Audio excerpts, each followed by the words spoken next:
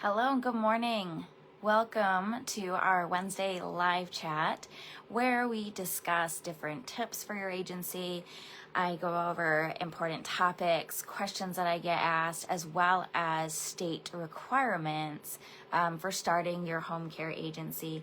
So today I wanted to give you six things that you can do if you have just submitted your application for licensure or registration to your state and you're like, okay, I did all that hard work, right? I got all the things together. I filled out the paperwork. I have my insurance. I have my LLC. I did all the things. Now what do I do, right? So I'm going to give you those six things that you can be doing if this is you. So you should be getting, number one, your administrative documents in order. So that's your policies and procedures manual, your organizational structure. Number two is going to be your personnel files. When they come out, if they do in your state, if they come out to do, if they come out to do an inspection, then they're going to want to see your personnel files, okay? And so they're going to want to see things like job descriptions. They're going to want to see things like your employee handbook. They're going to want to know everything that you're putting in your personnel file, right? And how you have that set up. Might be applications. You might have a form in there for your demonstration of competency, right? Okay. The third thing is that you're going to want to have your care service documentation ready. So this is kind of like your client intake packet. All right. So you're going to want to have your plan of care, your client assessment, your intake forms. They might want to see a client's rights and responsibilities. So you could be getting that together during this time. And then your quality insurance is number 4, quality assurance and compliance. So this is where they might want to see that you have plans in place for quality of care, for quality of oh my goodness. I'm sharing my office chair here with my little buddy, and I think he wants to kick me out. Okay, anyway. So they are going to want to see that you're also complying with state regulations. Now, if they're coming out to do a survey in your office, they also are going to want to see framed up on the wall your LLC.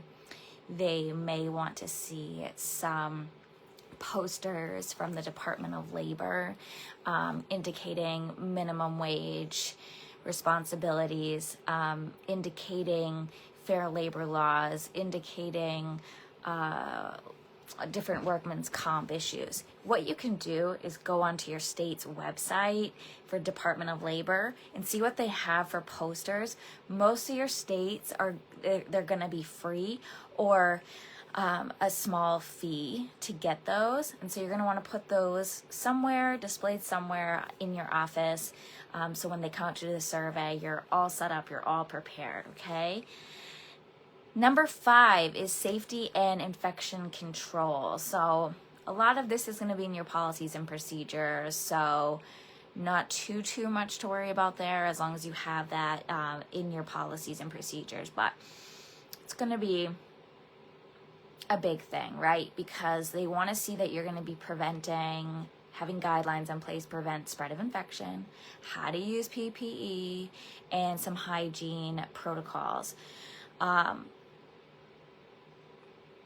Not necessarily required for your survey, but when we talk about PPE, something to consider during this time or even after you get your license or registration is what are you going to supply for PPE? What does your state require you do? What are you going to be supplying your staff? For example, we give our staff 1 box of gloves per household. So every household has a box of gloves. A lot of our clients, their insurance pays for it. So we're able to kind of balance it that way. But if our staff want gloves, we're providing those. Those come from us. If they need a mask for whatever reason, we're providing that. So we really just do mask and gloves on our front. I have not, knock on wood, been in a situation where we've needed gowns, so no gowns have been purchased. But thinking about that and what you're going to have for PPE readily available at your office as well is a good idea. All right, and number 6 is going to be client and family education materials. So you can sort of get all of this together, right, where you have a brochure to offer them. Let's say that they're needing your non-medical and you want to have some resources available about home health in your area because maybe they're needing both. That happens a lot, right? Home health is only home health. And so they're only doing RN, PT, OT, speech. And the non-medical, as we're learning and discovering, 80% of all seniors' needs are non-medical, right? So they need you, but they also may need this nursing side of things as well. So just being a resource, I find that a lot for my clients is we're there, we're doing our thing, working in our scope, but we're also a resource and we're also referring where and when we need to refer. So having some of that information available.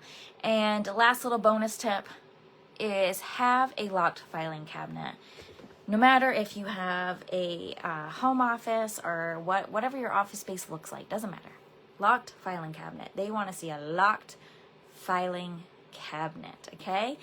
So I hope that helps you. I hope that as you're waiting for your license or registration to come through, that this gives you some things that you can work on. And let me know if you have any questions. All right, take care.